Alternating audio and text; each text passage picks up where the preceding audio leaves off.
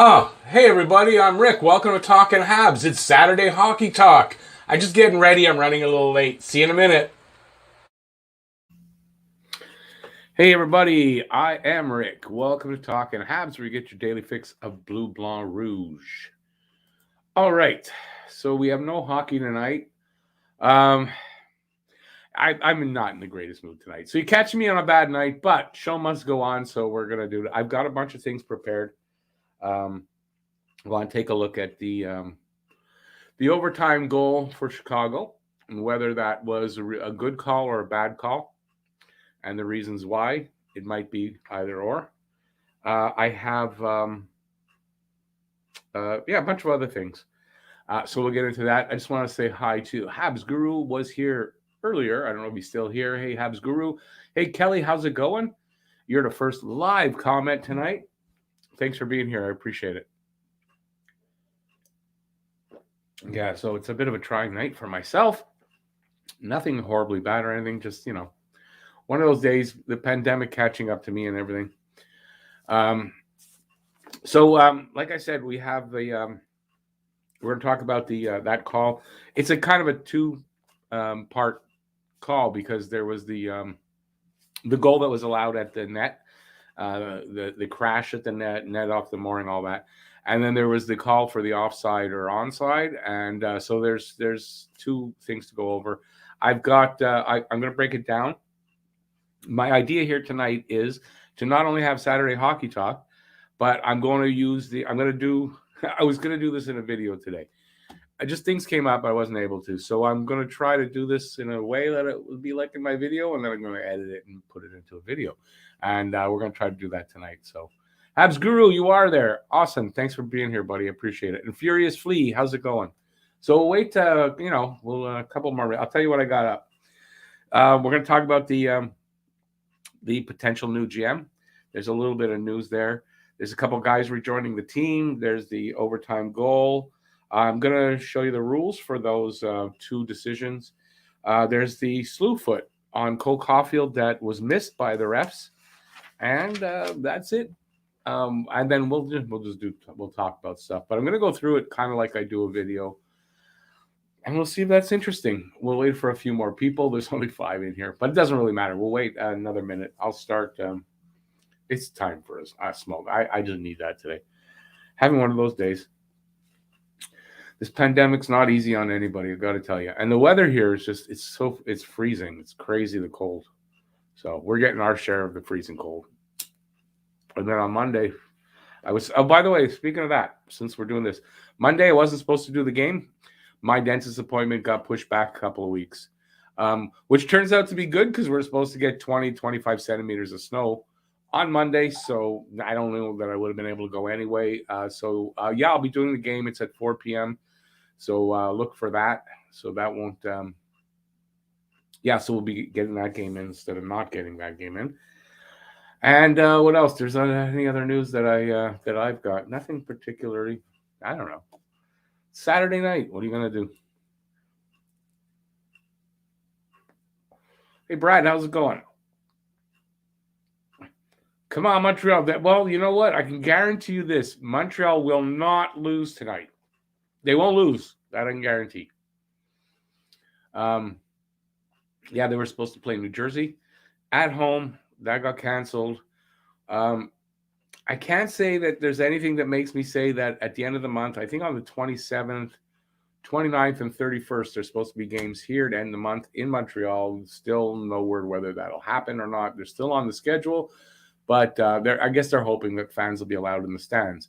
If they're not, I don't know exactly what's going to happen, but I imagine games will be postponed. Because also the February schedule, I have not seen the February schedule come out, so it's not out yet, and we'll see what happens with that. Kelly says, saw Anderson interview today, hopefully back on Monday. I'm so excited. I really missed him. I need my Andy fix. Yeah, he's in what I'm going to talk about today. Josh Anderson will more than likely, he's practicing with the team now in a non-contact jersey, but that could change by Monday. It's a possibility.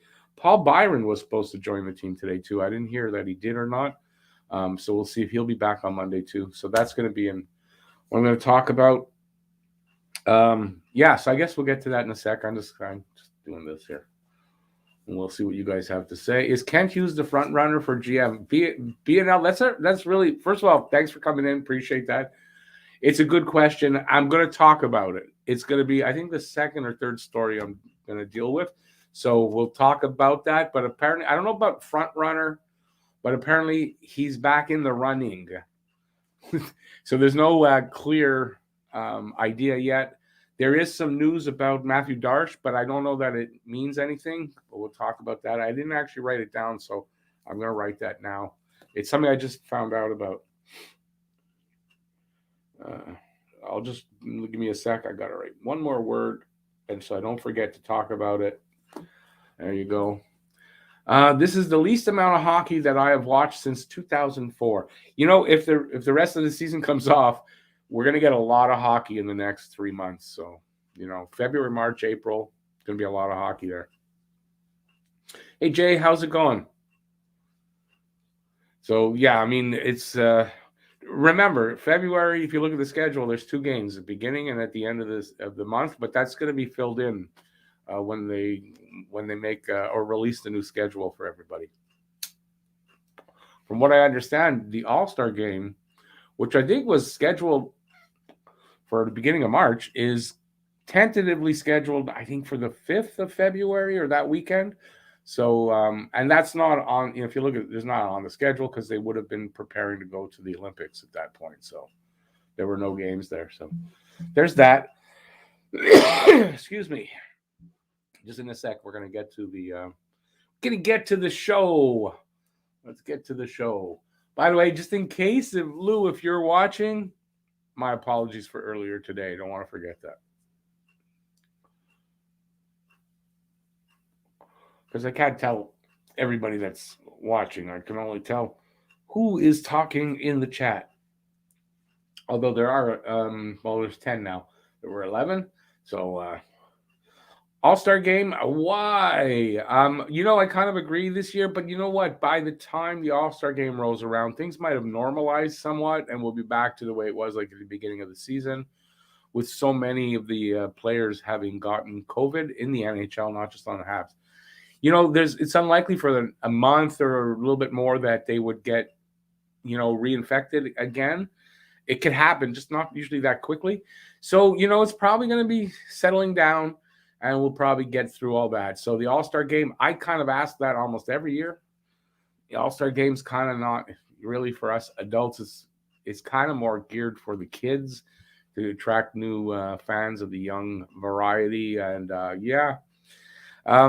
Nick Suzuki's going from Montreal, and Tyler Toffoli's in the vote-in.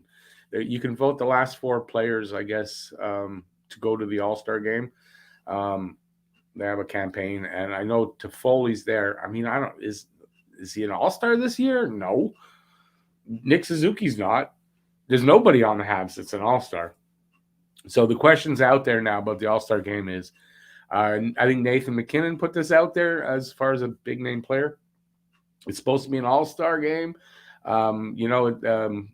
It should be All-Stars that are there, and it's not just, how did he put it? Just, just to have representation. And with 32 teams now in the league, having one player represent each team, it kind of waters it down a lot. So if you want to make the All-Star game a little more interesting, maybe make it with All-Stars. But are they going to want to play like a really interesting game? No, the All-Star game is usually pretty check-free and leave the goalies out to dry, no defense. And so, Nick Suzuki is going, but Nazem Kadri has to be voted in. I know. That's why the argument, right? Because a guy like Kadri's not in there when a guy like Suzuki is. So it's just that representation has to be there. So I imagine Kadri, he's got a good shot to be voted in, but you're right. Having a hot season, I got to tell you. Not my favorite player, but he's having a good season. He's on pace for like 130 points. Huzu, yeah, that's a little ridiculous. McKinnon was asking, he thought 6 other Avs should go to the All-Star with him. He said, we sucked for 8 years straight and had high picks, so we deserve more spots now. You know, there's got to be a limit. If you're going to have half a team going, then you might as well just have it, go back to the Stanley Cup winner against the rest of the NHL.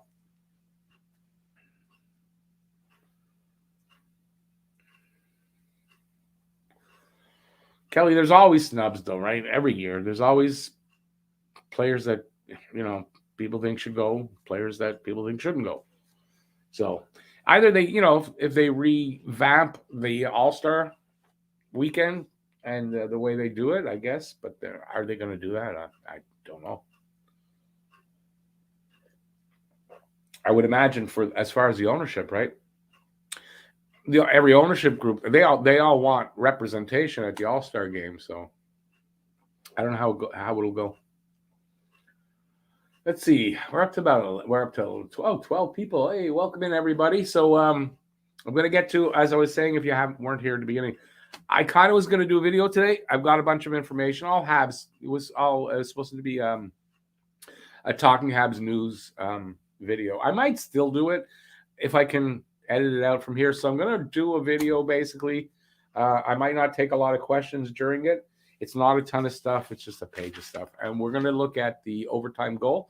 I've got some pictures. I broke it down. And we'll see whether that call was correct or incorrect. And, we'll see. Anyways, I'm on record on when it happened because I did the game.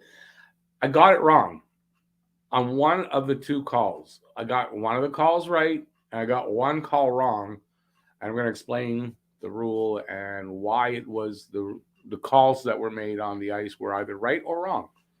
That's what I'm going to do. I'm not giving it away, but I kind of am. B&L, it's probably a little bit to keep the networks, but I don't know what the viewership is for those games. But it's a lot for it's geared towards the kids and having young people excited and getting them into the game. I think that's really what it is. Oh, that didn't work. Okay. So if we're ready, I'm going to do this video. All right. 3, 2, 1. Take one. All right. So I've got not a bunch. I got about 6 news stories all around the Habs, and we're going to go over them, or I am going to go over them. Then we'll talk about them after, and hopefully I can edit a video out of this and put it up at the same time. All right, so first item I've got is going to be concerning the GMs. All right, so there's a report out now that says Habs are down to 3 candidates for GM. 2 are believed to be Matthew Darche and Daniel Briere, and the other's unknown apparently. So it's also believed that some of the interviewees, I think there were 9 interviewees, that some of those people that were interviewed will get jobs with the club, but not obviously the GM job. So I ask here, is the third one Patrick Roy or Marc Denis? Now, 2 things in an update have come out. First off, we're going to look at Daniel Briere and give his qualifications. Matthew Darche. Daniel Briere is 44. He played 973 games in the NHL, mostly largely with Phoenix, Philadelphia, Buffalo, and he did spend 1 season with the Canadiens toward the end of his career. He's from Gatineau, Quebec. Right now, he's currently in charge of the day-to-day operations of the Portland Mariners of the ECHL. Matthew Darche is 45. He played 250 games in the NHL, primarily with Columbus and with the Canadiens. He's a Saint Laurent native here in Quebec, in Montreal.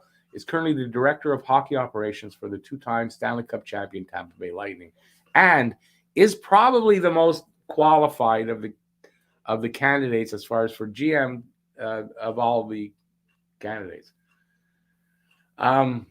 So he writes here, Engels, this is from Eric Engels, added that other candidates who were not selected for the GM job will be considered for other roles with the team. And if you remember, I've talked about this before, that I think one of the candidates, there were 2 women candidates, either Emily Castonguay or Danielle Sabajo is going to get an assistant GM job. So we'll see if that comes true. So now the update. The update is two things. It appears that either the third guy is, or there's a fourth guy, because they've circled back on Kent Hughes, the player agent from the Massachusetts area. He's a Montreal native, he's bilingual. So apparently they're circling back on him. I think it's because he didn't get into the first round of interviews, and now they're going to interview him with the three others in a second interview. This is what best I can read from that. It doesn't mean that he's the third. There still might be a third candidate that was unnamed, and now there's a fourth with Kent Hughes. Not clear. The other news that just came out is Matthew Darche has accepted an interview with the Anaheim Ducks, I think at the end of next week, for their GM job. What does that mean as far as the Habs? I don't know that means anything. You don't, just because you're up for a job somewhere and you're in the interview process, if something else does come up while you're in that interview process, you may put your name in because you're not guaranteed this job, right? So it doesn't necessarily mean anything. And since it was reported by Angles that Darche was one of the three candidates at the end, I don't think that the news about this interview means anything at all. If he gets the job with the Habs, well, obviously he won't interview with the Anaheim Ducks. If he doesn't get the job with the Habs, well, he hasn't lost out on his interview with the Anaheim Ducks. I would look at it like that. So that's the first item I've got. Next up, we've got some players coming back. One of them is Josh Anderson. He's supposed to be joining the team. Well, he's practicing now in non-contact jersey. So is Tyler Toffoli. And apparently he's now been changed to allowing contact, and apparently he should be ready for Monday. I believe he's been changed over to contact. This is stuff I just read just before coming in here to do this video. The other person is Paul Byron, and originally Ducharme had said Byron is probably going to be the first one of the injured guys back. I don't know about that because Anderson is practicing with the team right now. Byron is not. So will he join the team by Monday or not? I don't know yet, but they're supposed to both be back by then. Here's the lineup in practice today. You see Anderson on the right wing on that first line with Suzuki and Hoffman. And you don't see Byron anywhere because you got Dvorak with Pitlick and Drouin, Evans with Lehkonen and Armia, and Paling with either Pezzetta or Dauphin. And now it won't be Dauphin because Dauphin's been sent back to the taxi squad. And Caufield now on the fourth line right wing, which I don't know if that'll be in games or not, but okay. Romanov is going to be paired up with Petrie, first line, first pairing. Sherratt and Savard stay together, second pairing, and Kulak and Weidman. You got Clegg and Niku as the extras. And you got Montembeault, Primo, and McNiven as the three goalies, McNiven on the taxi squad. So, there's some players returning. The lineup isn't as dismal as it was. It should mean better play. They weren't winning with this lineup before. Will they win anymore? I have a feeling we'll see a little bit better hockey going forward, but I don't know. That lineup didn't really win a ton. Let's get to the unseen and the uncalled. I don't know if it was unseen, but I remember seeing this play, didn't realize it was a slew foot, but there was a slew foot on Cole Caufield from Calvin De Haan, and he was fined $2,500 for a dangerous trip on Montreal's Cole Caufield. So what did I write about it? Calvin De Haan fined $2,500 by DOPS for his, we'll go back to the picture in a sec, for his dangerous trip on Cole Caufield. A dangerous trip is traveling to Afghanistan or Yemen or something like that. This was a slew foot. The referee was in clear sight and should have given a 2-minute penalty. And you can see what I did some doodling here. Ref is right there. Clear sight to the infraction. And you can see De Haan's leg go behind Caufield. And his arm was in front, and he pulled him backward. That's a slew foot. That's what happened. Don't know what it is with the league calling slew foots dangerous trips. They're not. So Like, I'm happy with the outcome of the game because, look, this penalty was in the third period. This could have changed the outcome of the game. Montreal scores a goal. They don't go to overtime. It's a different story. So I'm happy with the outcome of the game. Montreal got a point. They went to overtime, and then they lost, so they didn't change they were in last place. But the slew foot, I mean, that shouldn't be tolerated for any reason. And there's no excuse. Look, I mean, how did the ref not see that? He's looking there. It's happening there. I don't know. There's two refs in this game and every game. Why doesn't someone catch that? Anyway, he got fined for it. No penalty, obviously. So next up, we're going to talk about the goal that happened because there was no penalty there, and that didn't change the game. There was a goal in overtime, and was it good or was it not? It was ruled good as far as at the net being knocked off. And the Chicago player right there, Montreal player, and the goalie, that was ruled good. I'm going to explain why in a minute. And then once that was ruled good, they said they're challenging for the offside. That was the Toronto War Room, Situation Room doing that. And that was deemed good and very controversial. And I've got pictures, and let's take a look. So, the goal at the net. So what happened at the net? De Haan got by Petrie at the line. That's where the offside or onside was, right? But once he got past, he was kind of alone going at the net. And here comes Mike Hoffman, like racing in. He swings his stick at him, tries to get the stick on it. Can't. So he shoulders him out of the way. Clearly, he pushes him with his shoulder. That's not in doubt. And here's the picture of that. You can see it. That's Mike Hoffman. And if you saw the video, he comes in, gives him the shoulder, and pushes him. Not far enough, though. But the guy goes down, and they hit the net. Mike Hoffman, you see his arm on his hand on the post. The guy, you can see the guy not at the net yet. But in a split second, they kind of both hit the net at nearly the same time, but Hoffman just a little bit before, and you can see here they hit it pretty much the same time. You can see Chicago's leg right there, Hoffman's head on the post. He at that point, has pushed the post, started to push it off the mooring. So it was on the way. Mike Hoffman made that contact because it was the defending team that caused the net to go off the mooring. That means that if the puck crosses the line within where the posts are, that's a good goal. And in this case, it is what happened. You can see here the puck crossing the line, the net is off the mooring, but Hoffman initiated that. This is a good goal. There's no goalie interference. It is caused by Mike Hoffman, the collision and all that. It's a good goal. So that's the thing. There's the ruling here. Where did I get to? So the net was off.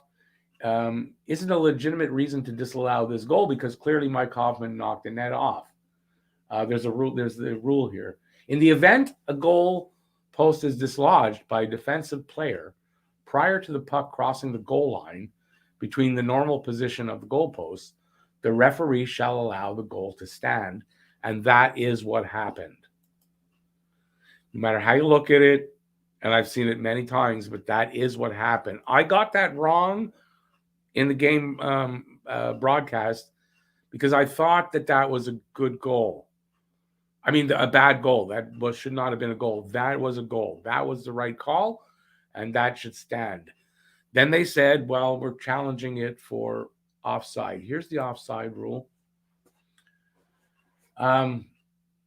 It's here. A player controlling the puck who crosses the blue line with his feet ahead of the puck shall not be offside, provided he has possession of the puck prior to his skates crossing the front edge of the blue line.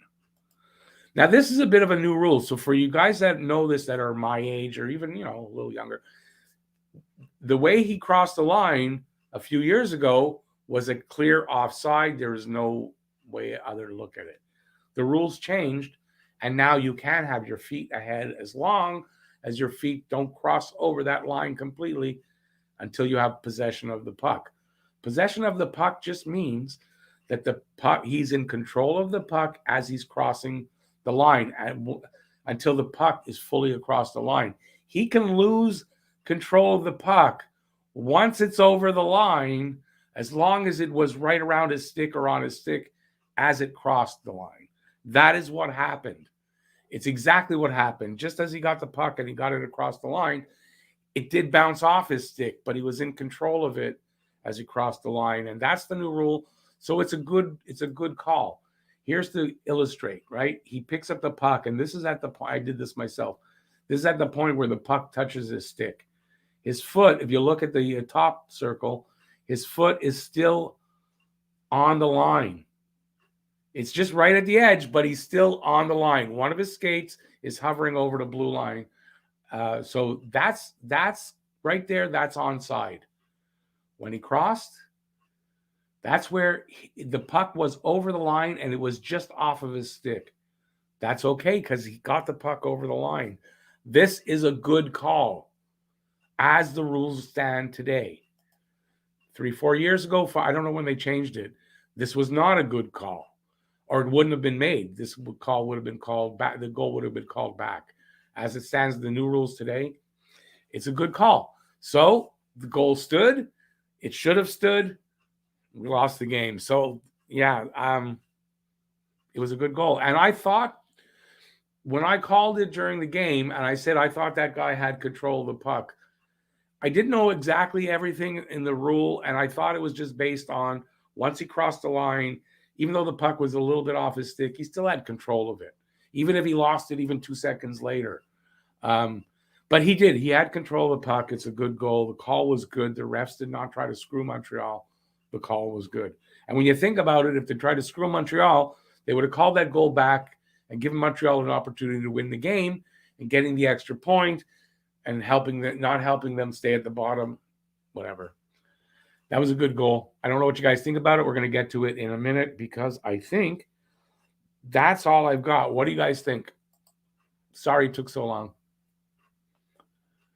Okay, there's a lot of things here. Andrew, hey Andrew, lots of calls going against Habs this season. Is there something going on? Maybe Habs complaining too often? I do think there's a bias against Montreal. I do, but I think in this case, no bias, no wrong call. This call was a good call. It's not often you get two controversies on the same goal like that, but this was a good call. And you know what? In the end, the outcome for Montreal fans who want the tank or want us to finish on the bottom, the result was good. Nothing to complain about. And if the call was good and they made the right call, then I'm happy with it. As a Habs fan watching the game, sure, I wanted them to win.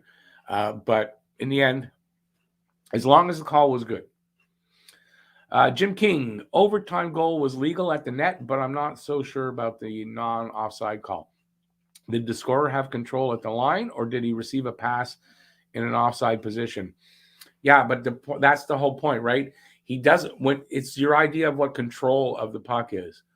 Apparently, control of the puck is having the puck on your stick until it crosses the line. And you can lose it right over. As soon as it crosses the line, you can lose it. But as long as you cross the line with it, and I'm sorry, to me, that was what happened. Hey, David, talk to you later already. You're probably already gone. I thought the player did not have control of the puck when crossing the blue line, but I'm not in Toronto making decisions. Yeah, I don't know that's. Listen, I said it during the game. I'm on record. I thought that was a good call at the line. I thought at the net was the wrong call, but at the line was good. 50 times more dangerous than Weidman's headbutt that didn't have enough kinetic energy in it to crack an egg. Okay, what are we talking about, Huzu? I missed something? Yeah, I'm not sure what you mean by that. Which was 50 times more dangerous? The slew foot? The slew foot, yes.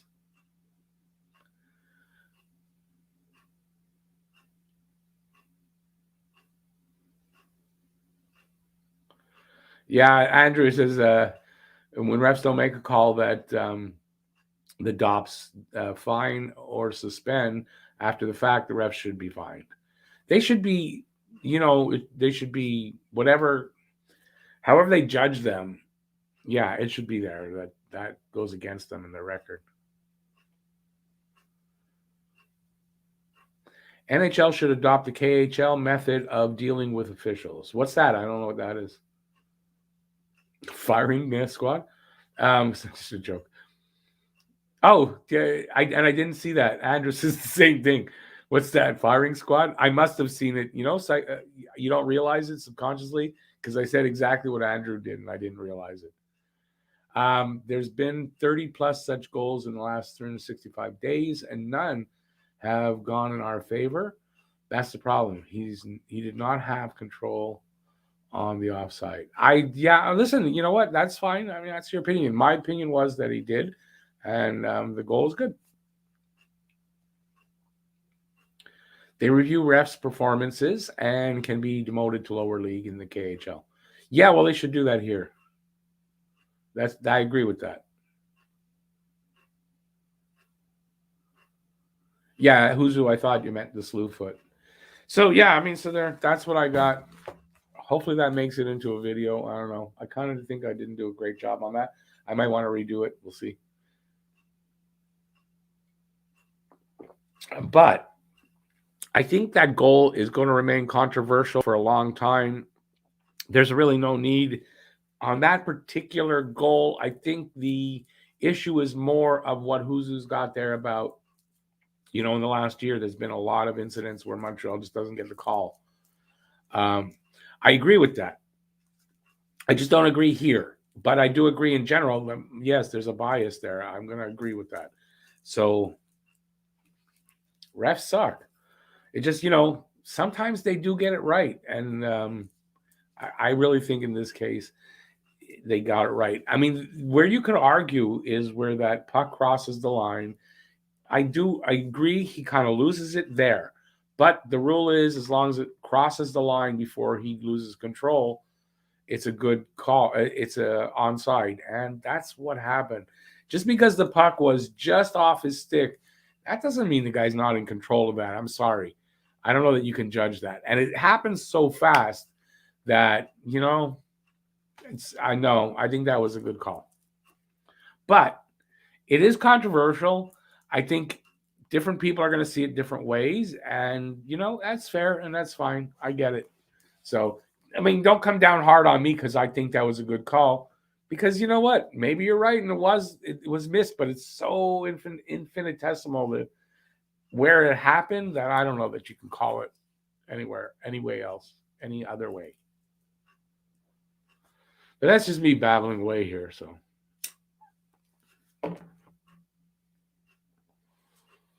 and the bloody slew foot. See, I think where you're getting.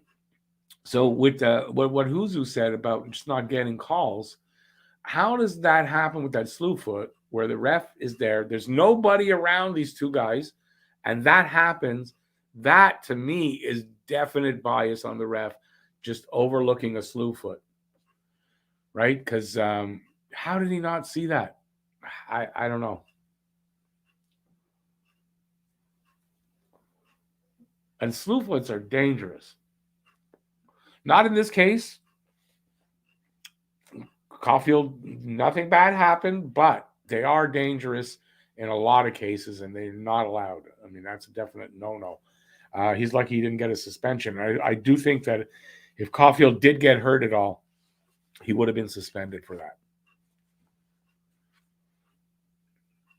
And then so what's a $2,500 fine to an NHL hockey player? It's nothing. The only good thing is it gives him a previous. So if he does it again, he's a repeat offender.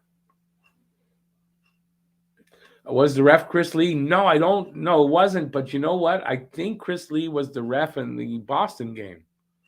So we missed him by a day. And can you imagine how this game would have been if Chris Lee was in that game? I don't even know how they would let Chris Lee ref another Habs game. Like with that atrocious job he did in the playoffs last year. Just no way. There's no way. But I do think that he was the ref in the Boston game. Yeah, refs are anything but consistent. And it's getting worse. So, although I have a theory about it, and I don't know that I'm wrong. It's a bit of a conspiracy theory, but it doesn't involve like thousands of people, at least. No, but my theory is this: simply that the NHL is really, really trying to break open that American market still, right? Make it bigger, whatever. Attracting new fans. Like, I guess they don't think they have to attract new fans here in Montreal or in Canada, right? Because we're hockey fans. I think that Americans kind of like that style, right? Of that craziness, the chaos. They like that, and I think that's what they're trying to sell over there. And so I kind of think that they allow it on purpose, and not just to Montreal. The reffing has been bad. Pretty much every team complains about it. So, I that's my conspiracy theory, that they're allowing this bad reffing. Andrew, thank you, buddy. Andrew, thank you so much. Some Andrew hype in the room. Some Dono hype. And Andrew says, happy 2022 to Rick and the Talkin' Habs faithful. Thanks so much, buddy. I appreciate that. Andrew will get into the draw, which is going to happen really soon for this hat. I have one more. It's not hanging up here. Yeah, that's going to happen really soon. Any donations to the channel, and you get into the draw for that. Or whatever I'm giving away at the time. Right now, it's going to be that exact same thing up there. Thank you, Andrew. Again, appreciate that so much. It's been a bad month, but I mean, there wasn't a lot of games. I mean, it's been tough this month too. It's going to be tough just to crack the nut of $100 to get a payment next month. That's how much it's kind of come down with, the Habs suck. So it's just not getting the same support, obviously. Because of that, So, what you gonna do? I can only imagine what that word must mean. So we're gonna just get rid of this and say, don't know what language that is. Take a time out and think about it. Yeah, Kelly, sorry, the giveaways are for the donations. I have an odd giveaway sometimes for not, but in general, yeah, the main giveaway is, if you donate to the channel, you get into the giveaway. Darcy, Chris Lee has a bias for Montreal and a few other teams. It's not just Montreal, and at the same time, he's a totally shitty ref. So you're getting a shitty ref who has bias against some teams, and he is I'm like out of control type. Like, he should be fired. I don't know how a league can allow a ref that with such a poor performance.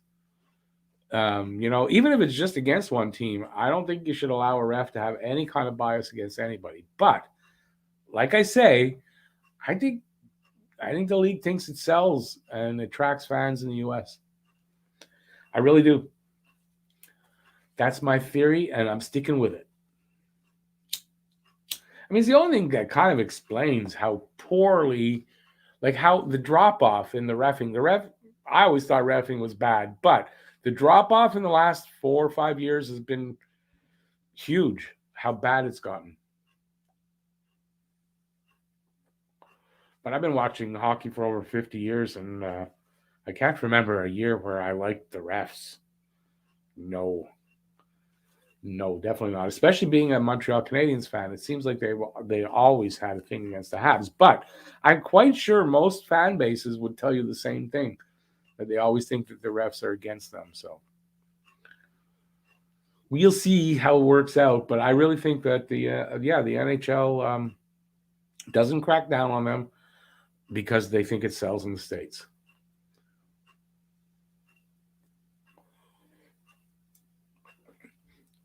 And you can agree with me or not, but like I said, I'm sticking with that. Wow, that's a quick 40 minutes. Hey, Bane, how's it going? Been a while, buddy. Darcy agrees. Officiating has gotten worse. Give a thumbs up, though, if you're having a good time here. I appreciate that. And consider subscribing and consider membership and all that stuff if you want. I don't push a lot of that these days, especially. Um, I don't know. So, but I appreciate a subscribe. I'm 11 away from 3,000, so we're getting there. We're getting there, and yeah, appreciate that. I should probably do a better job at selling this channel like that. Just I don't know. I think I have to get a special guest in every time to do that. I got to get people to record some commercials for me. Thanks, Kelly. I appreciate that. Yeah, that's my one downfall. Like I'm not a salesman, never have, even for. Um, Although usually for myself, I'm okay. Like I had a lawn care business for a while, and I was doing sales. I did my own sales to get new clients. I believed in myself, so and I was honest. I never lied to clients, and I think they liked that. Like I had so many clients that can you do this, and I could do the work for them, but they could do it just as easy and way cheaper than me. So I told them how to do the work, and they would, and boom, next they stick with you, So I sell like that. I don't know how to translate that to YouTube. I just don't. I don't like promoting myself, like that's what I feel like I'm doing. So if y'all were wondering why I don't do more of it, it's kind of like that. That's probably why I don't grow as quickly as some of the other guys. Yeah. Plus, I think like if you look at, oh, by the way, this I gotta say, if you look at Hockey Junkie, because I'm gonna say that, I saw his video. I kind of watched it on YouTube. There's a new way to watch it where you just hover, it opens up bigger, and you get all the subtitles. So he did a video exactly about what I'm doing today. Thanks. Oh, got my friend there. Isn't that nice? Came in and tell us all about the girls. Really nice of him. He did exactly what I was working on, like exactly was showing everything. Anyway, but what I was about to say is I think a lot of these guys have graphics backgrounds, right? And so they, it's a little easier for them doing things. I don't know. I'm babbling away tonight, guys. Sorry. Leafs up 3-1 on the Blues. Go Blues, go! And yeah, so there you go. There's a little bit more, a little bit about me.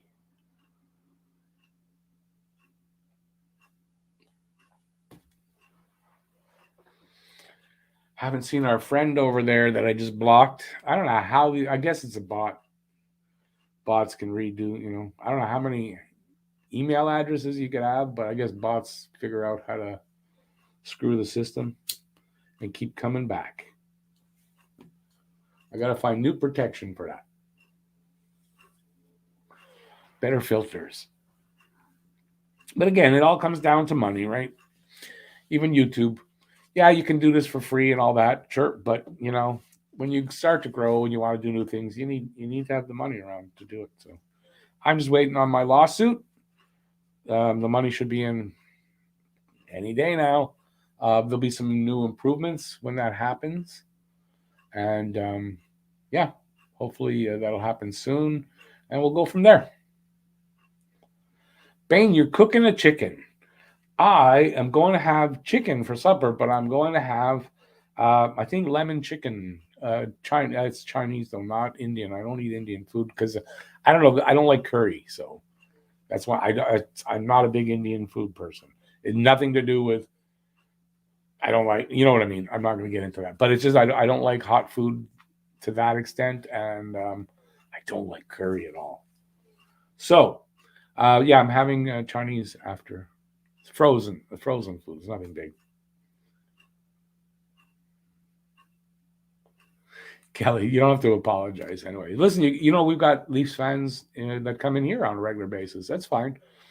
As I said many times, I don't care who you a fan of. as long as you're respectful of the other people here. That's all. So the Leafs fans that do come in and have been around for a long time, they're respectful. And, when they come in and go, I love when the Habs lose. It's fine. You're allowed to, I had friends that didn't like the Habs. We could talk without killing each other, So that's what this channel is about. How many first-round choices will Habs have next draft? Well, you got to look at who's available on the block and who's going to possibly bring you that back. I really feel strong that Ben Sherratt and Tyler Toffoli can bring you back a first-round pick. After that, there's other, you can make deals where, you're packaging guys like if they're going to move Jake Allen. I think Jake Allen potentially could for the right team. And if not, you can sweeten the deal to get one. I really can see them making 4 first-round choices potentially at the next draft. Knock wood. I mean, that would be great. Draft here in Montreal. If they can get up on the podium 4 times in the first round, or package that up somehow, moving up one of those picks, if not their own, yeah. Gordon's been known to do that. Not afraid to move up in the draft, and we could see that. So, yeah, I think they'll amass a bunch, as many as they can. And I don't know that we'll end up making all of those picks for Montreal, but I can see us moving up in the draft maybe.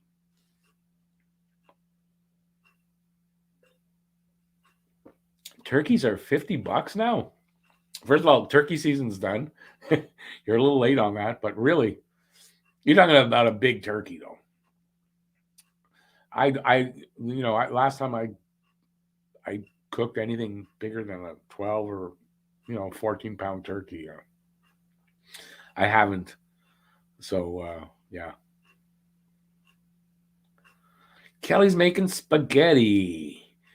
I make spaghetti a lot. I kind of burnt out on my own spaghetti sauce, but I'd love to have spaghetti from someone else making it for me. Homemade, not from a jar. I hate jar spaghetti. BNL, hope they got a good shot at first overall. I hope it's not worse than a 4th. That they finished now, or 5th. In the top 5 should be good. I think you're almost guaranteed we're going to get a top 10. BL, I don't know. First of all, yeah, Sherratt. I think Toffoli. Listen, you know what? If Toffoli, you might add something to it. You send them a 2nd or a 3rd round pick with Toffoli to get a 1st round pick back. But I think Toffoli's going to be in demand. I mean, this is a guy with a great contract, 2 years left on it, and you can pretty much pencil him in at 25 goals, 20 assists easily. I mean, this is a guy that'll be in demand, especially with the contract he has. So I think he'll fetch back a 1st.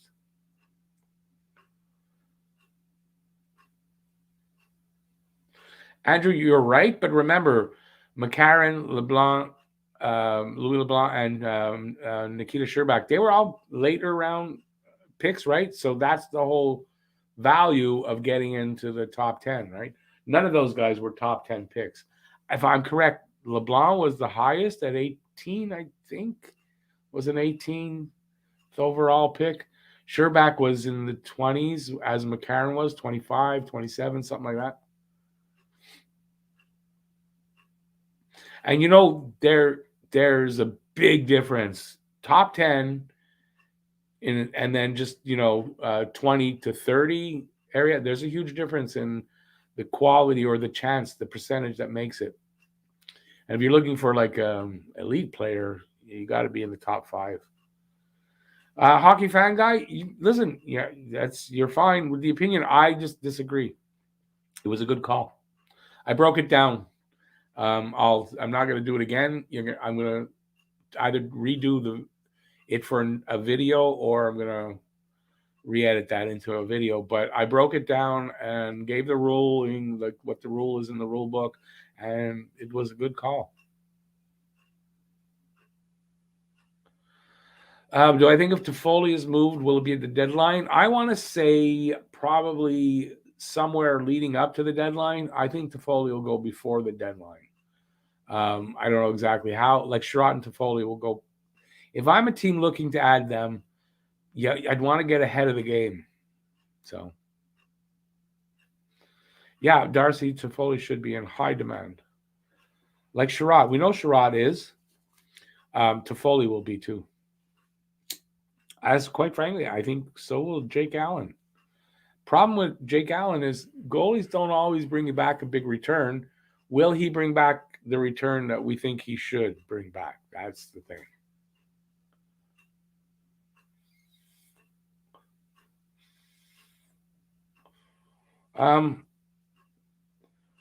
Born to be a Hab. When you have the chance to pick first overall, you kind of want to get draft picks.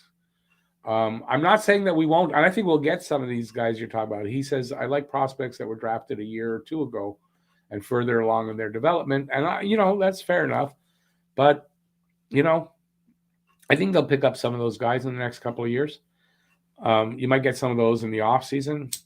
Might happen at the deadline. I don't know. But I want some draft picks, especially first rounders for next year. Do you think Matthew Darsh? Wait a second. It could be our GM because Ducks are going to talk to him this week. Yeah. I mean, the like I said earlier, Matthew Darsh. Listen, if you're up for a job and you're in the interview process, and then someone says, "Hey, we're interested in you. We'd like to interview for a job we have." Are you going to say, "Well, no, let me wait and see if I get that because I might," you don't know if you're going to get the job. So you would book an interview, and if you got the job, you would not do the interview. Or if you did the interview and then you got both, you would pick which one you want. I mean, it doesn't mean anything necessarily that he's going to have an interview. Apparently, Darsh is the front runner still. Kind of what I get that he still is. So we'll see how that works.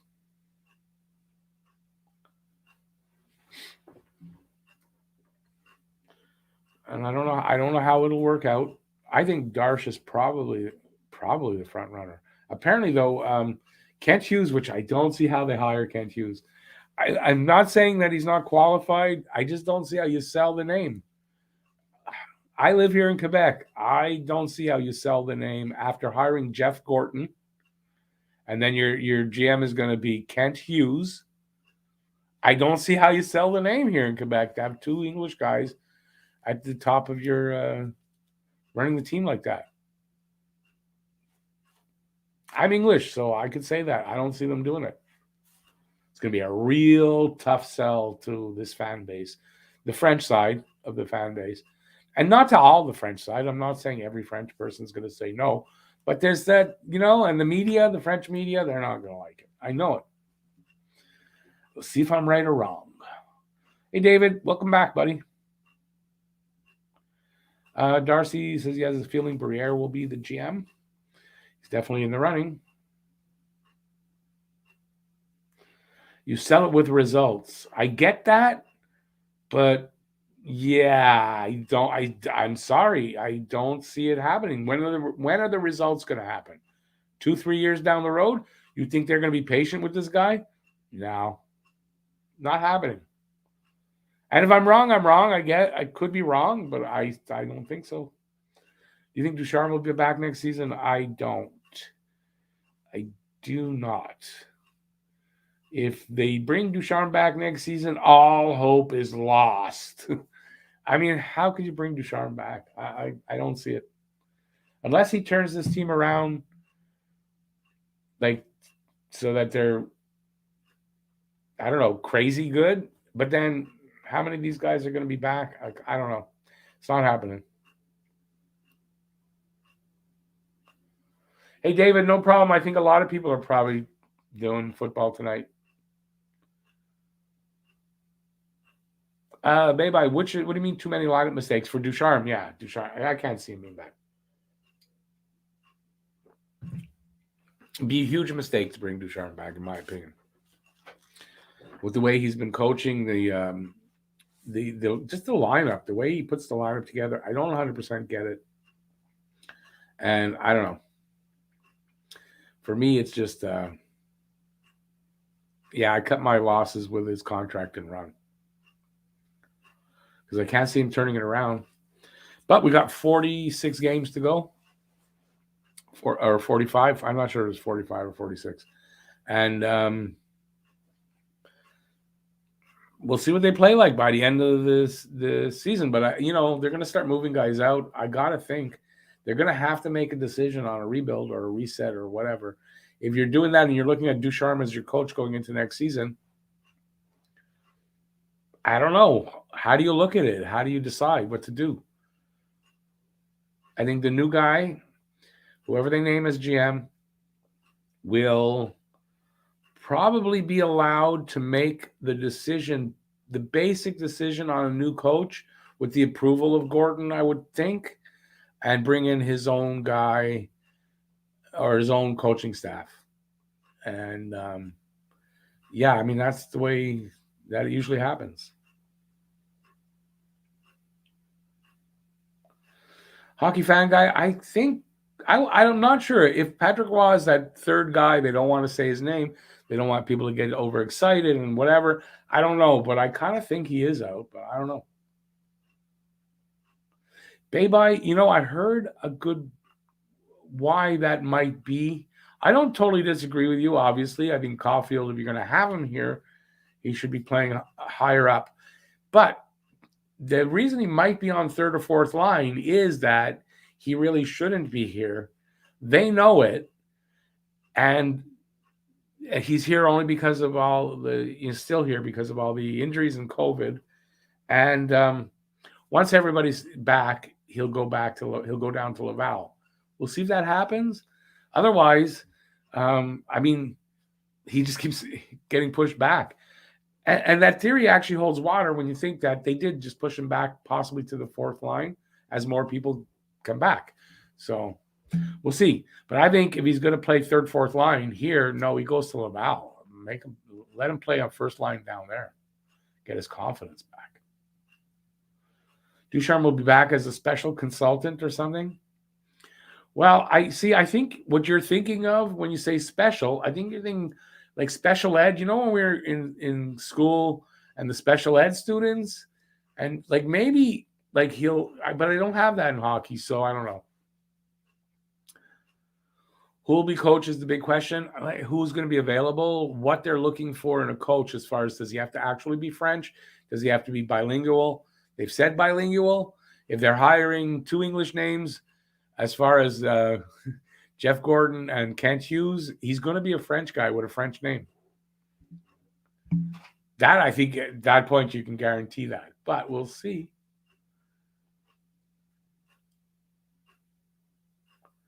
Baby, well, in Patrick Roy's situation, it's French. But yeah, if you're saying it, Roy is French. If you're saying Roy, it's English. And I know people here in Quebec. I know Roy's and I know Roy's. So there's a difference.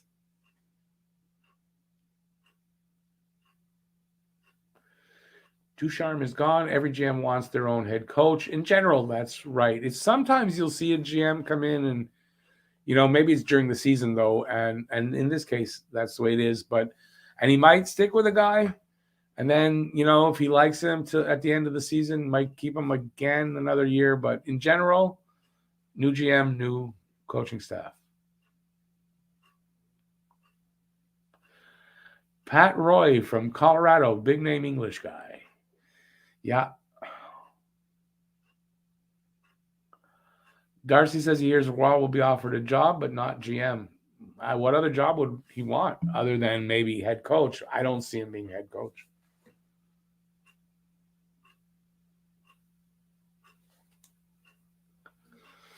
Hockey fan guy, I don't know that that's true that Molson and Roy have been talking for 3 to 4 years. I don't think that's true.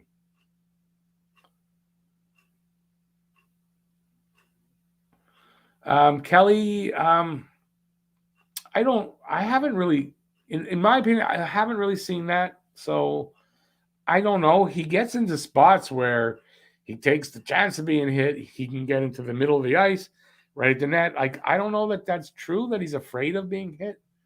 So I don't know.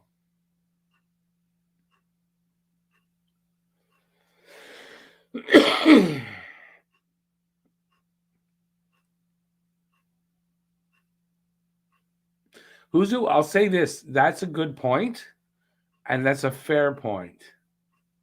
Yes, that's a fair point, I guess. And that's something I think that a lot of us overlook, right? Is that what is he working with this season? He's not working with a lot.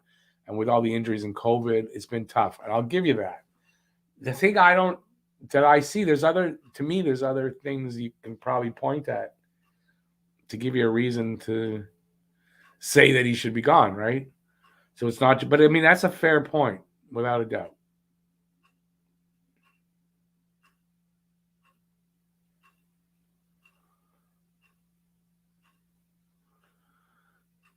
Yeah, you got it from French media, hockey guy. I'll just say that. You got it from the French media. I don't know if it's true. Hey, Jacob, back to the GM thing. Who cares what the media thinks? As long as the team is winning, nobody cares who runs the team. I understand the coaches needing to speak French, but even managers. I'm going to say you're right in general. Most people, and even most French people, will agree with that. But it's the ones that are, that kick up all the shit, and it's the French media too that they kind of make it a thing. So, but I think you're right. English people don't care, obviously, and I think a lot of French people don't care who's the GM as long as they're winning. I don't know if that's enough to avoid having the flack from the French media.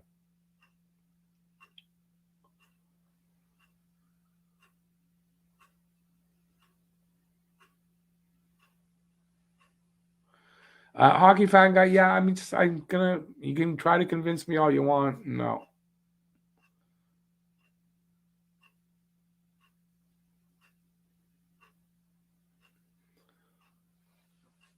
I mean, there's another good point, right? Can he stay?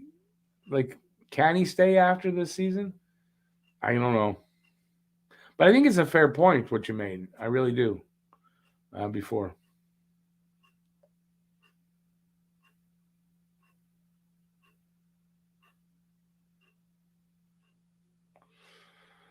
BNL, I don't know. I don't know the answer to that. I don't know which coaches are available. I don't know all the assistants, and I don't know who's English and who's French. But they do, and we'll see where they go. Where they go. They've made it clear that they feel it's important that the coach who speaks to the media pretty much every day is able to speak in both languages. So that's clear. So he's bilingual, and they said bilingual. They didn't say French when they said it. So we'll see. The point is, I don't know who's available, and I think you get your best selection probably in the off season. And I don't know all the assistants. I really don't. Does anybody know what assistants might even make it? Like, I don't know. I don't know all the coaching staffs all across the league.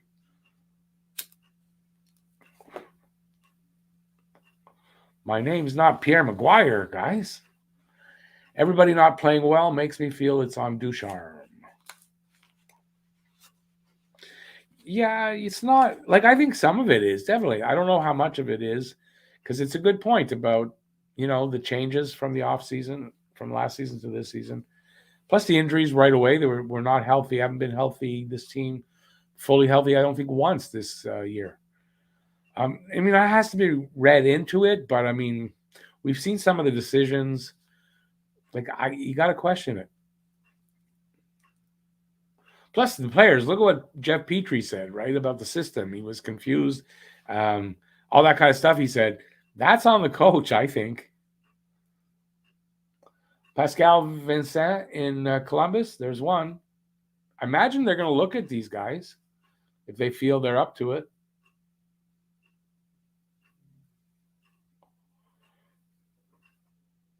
Yeah, Jacob, hey, that would be funny if they did that. But no, by bilingual here in Quebec, you know what bilingual means. It's French and English. Andrew, there's a controversy with that Joel Bouchard. There was some controversy about how he treated some of the guys. So I think that's why they let him go, to be honest with you. So I think Joel Bouchard's not coming back.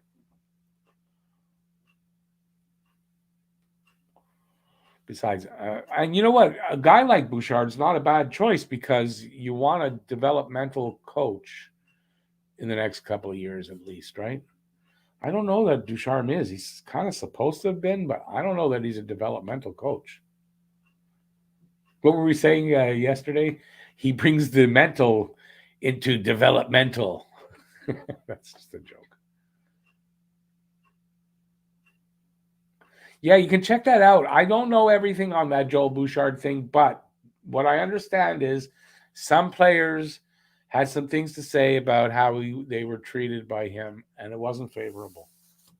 I don't have everything, and I don't think, obviously, that it's all the players that played for him. I think there are some. That's all. I know there are some that loved him, so I don't know what to read into that. But I think that's the reason why he left. He didn't see a future here, or there was problems there.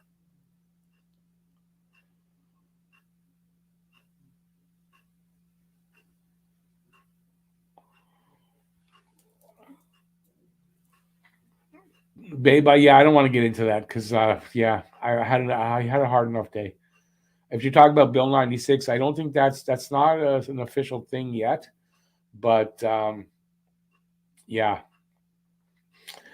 yeah. I want to stay happy for the rest of the evening, guys.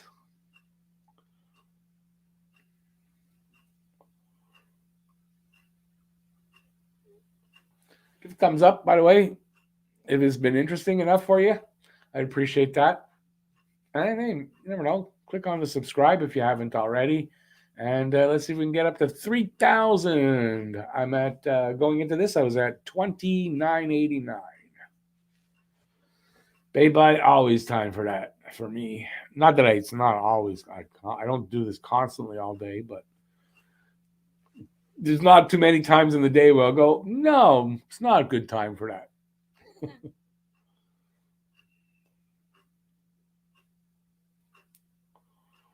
Carbonell might have been the best coach we had in recent history, but we crucified him in the media for telling the truth. We are passionate people, but God, we aren't the brightest. I agree with you. I'd love to see, like, I'd give Carbonell a shot this time again. I've said it many times. Carbonell would be interesting choice. Does he want to do it? That's what I don't know. I kind of doubt that he does.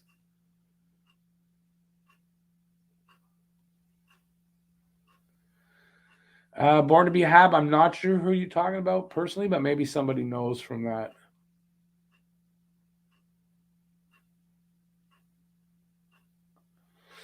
Andrew, you know what? I'm still going to go with Shane Wright as best choice in the draft. From things I've heard from people that have seen him play, I think with Shane Wright, you're going to get a really good hockey player. Is he going to be that number one center superstar? I don't know. That's his ceiling, but his floor is damn good. His ceiling is damn good too, but we don't know if he'll reach it. But his floor is really good. So, I think Shane Wright's your guy. There are other guys, though. I think it's the top end of this draft is going to be a pretty good draft. So, if Montreal gets in the top 5, I think we're going to get a really good player. So, we'll see. The only other name I know in this year's draft is Savoie. I don't know, and I don't know much about them. I don't usually, study up on these guys until we get closer to the draft, and we're kind of far from it. So,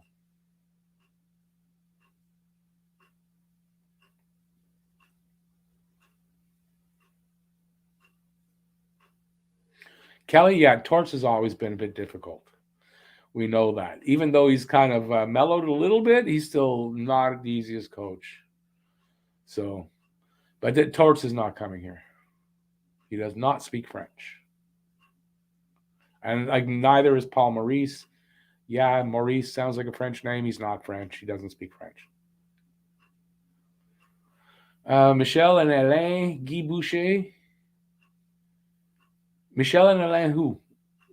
You're talking about Vigneault and Terrien? No, I don't think they're going to recycle like that. Honestly, don't. I mean, Guy Boucher, I guess it's got to be, Mark Crawford, it's old school. Jacques Martin, no. No, Jacques Martin is the boringest coach there ever has been, and I don't want Jacques Martin boring hockey here. Mark Crawford, I think, get on the old side. That's too old school. They're looking for new age stuff, so that rules out Crawford and Jacques Martin. Claude Noel, I'm not sure. I'm not sure who that is. Julian's gonna be the. I think they just named him to the Olympic team. He's going to coach the men's team at the Olympics. Born to be a Hab. I'm not sold on Guy Boucher personally, but I guess he's going to be in the running. And yeah, I do like the idea of Carbonneau, but I don't know that Carbonneau likes the idea of Carbonneau. As long as Mario Tremblay does not get to be a coach. The funny thing is, like, I don't want him either, but he's not as bad a coach as he was when he was here. He had a lot of years under Jacques Lemaire afterward, and I think he's a better coach than he was, but I wouldn't want him here now. It would be funny if they hire Patrick Roy and then Tremblay as his assistant coach. That would be, like, funny, but I wouldn't want to have that happen. It would be funny, but disastrous funny, if you ask me. You know, there's going to be a lot of speculation, but I think for the coach, you know, I think it's an off-season thing.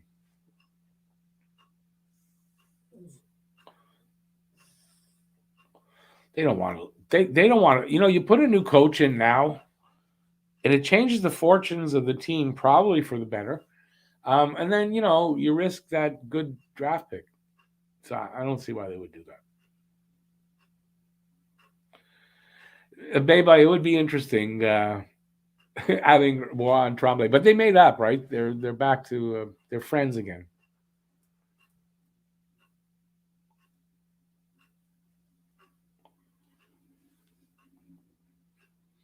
I think we'll go another 10 minutes or so. And then supper time for me.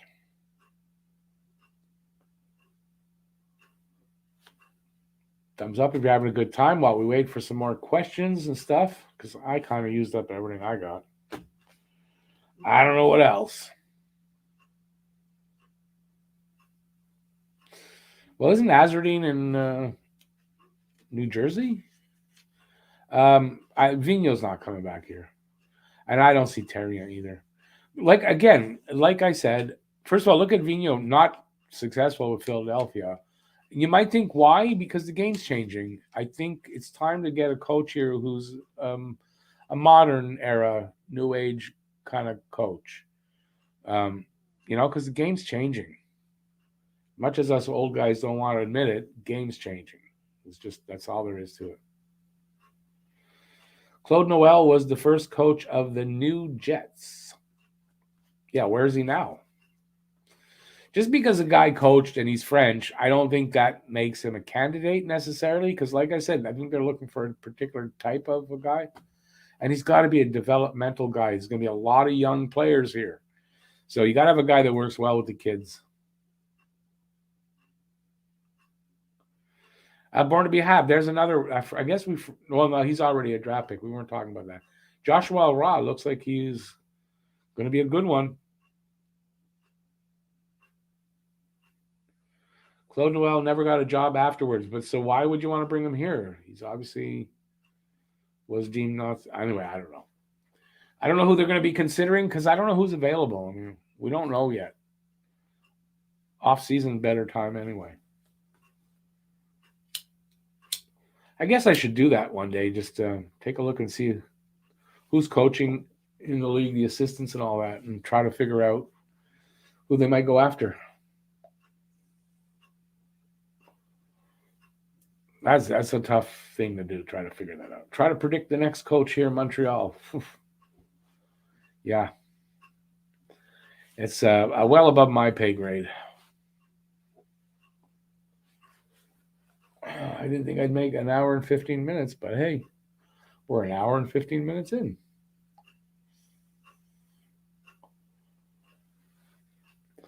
So, what you guys all got up for after this? It's going to still be early, before 9 o'clock. It's a Saturday night. I'm not sure when the football ends. I don't know when it started, but I am going to watch something. I don't know what yet. I think currently in the middle of The Tourist. Has anybody seen that? Jamie Dornan. It's a British, I think Australian show. I'm currently watching that. I watched Afterlife yesterday. That was good.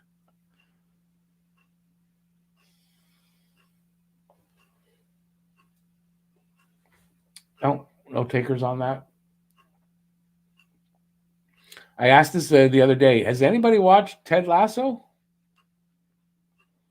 I'm curious about how you guys like that, if you like that. And what else? And if you got any suggestions on shows to watch, I am currently looking for some new shows to watch. I would love some suggestions because I could spend an hour or two sometimes looking between Netflix, Amazon Prime, where I stream where it's not as legal. I can never decide. Yeah, I just can't find things. So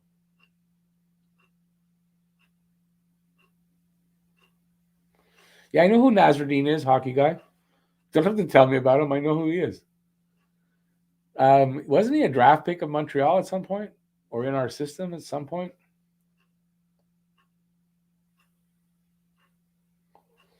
Oh, Kelly, yeah. And if you don't like soccer, don't worry. It doesn't make a difference. I'm not a soccer person at all, and I loved the show. It's a great show. Sens fan. We're talking TV now. um, no, it turns out it was not a terrible call. The calls were accurate. Were correct. If you look at the rules, you got to remember the offside rule has changed over the last 3 years. There's a new rule there, 3-4 years, and yeah, I mean it's not the same. So those calls were good, and we went over everything. I'm gonna have a video out. Should be tomorrow, breaking down the calls. Besides, other people have. Hockey Junkie did. Hockey Junkie is also of the agreement. Oh, I won't give it away.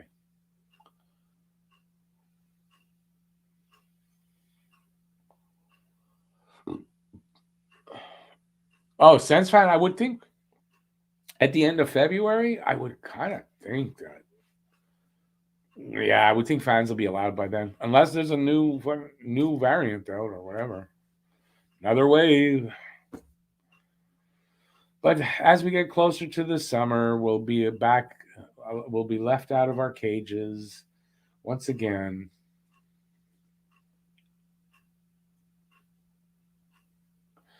Kelly, yeah, I tend not to watch older shows anymore. Um, yeah, I don't think Married with Children would be one I would watch. I barely watched it when it was on. It was just a little, for me, I don't know. But hey, listen, I say this to my ex-wife who watches a lot of reality TV and stuff that I don't really like, but it's whatever entertains you. If you like it and it's entertaining, hey, all the best. Have a good night, hockey fan guy.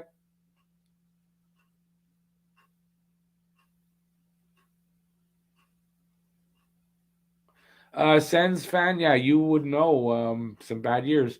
Yeah, listen, it's not gonna get better right away, that's for sure. So it's a long road to hoe.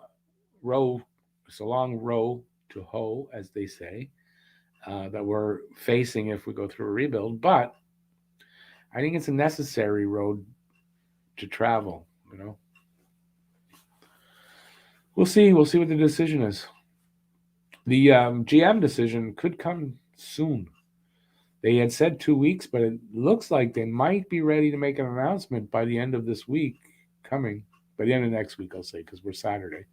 So by the end of next week. That would be interesting. See where we go from there. It's going to depend. A lot is going to depend on who the GM is and how much, they allow him to do.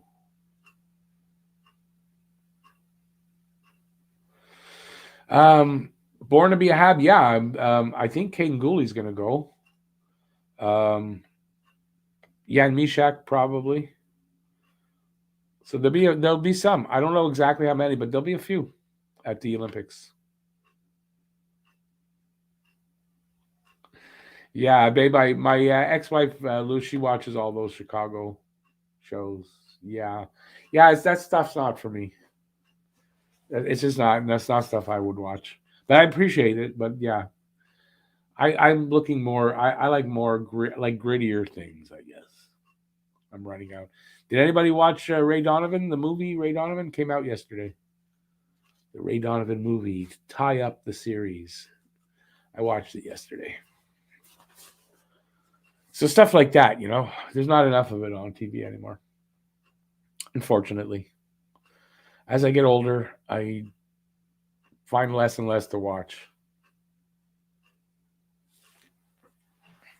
But every now and then, hey Kelly, thank you. Some Kelly hype in the room, and Kelly will get into the draw for the hat. She's saying having fun chatting with everyone. Thanks so much, Kelly. Some Kelly hype in the room. Appreciate that.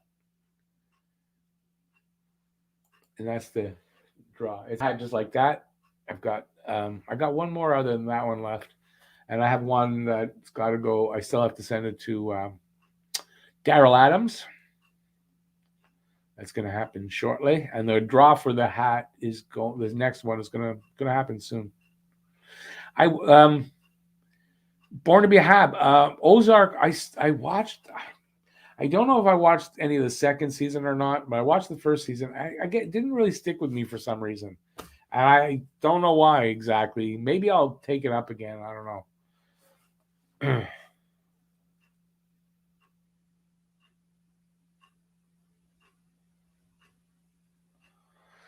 Sens fan, yeah, but every year there's controversy for the All-Star roster every year anyway. So, like, I don't know what they'd have to do to change it. I would think all the owners, all the teams want representation at the All-Star game. So, I don't know that it's ever going to change. I don't really watch the All-Star games, so it doesn't really matter to me. I would think these guys probably preferred, that weekend off anyway. So, yeah, I don't know. Vote for them in the. There's a vote for the last 4 guys to get named to the All-Star squads. Yeah, vote for those guys. Hey, Roger. No, Habs. That's the reason I'm on doing this. No Habs game tonight. It was supposed to be here against New Jersey, and they canceled it because no fans in the stands. So no games here until fans are in the stands.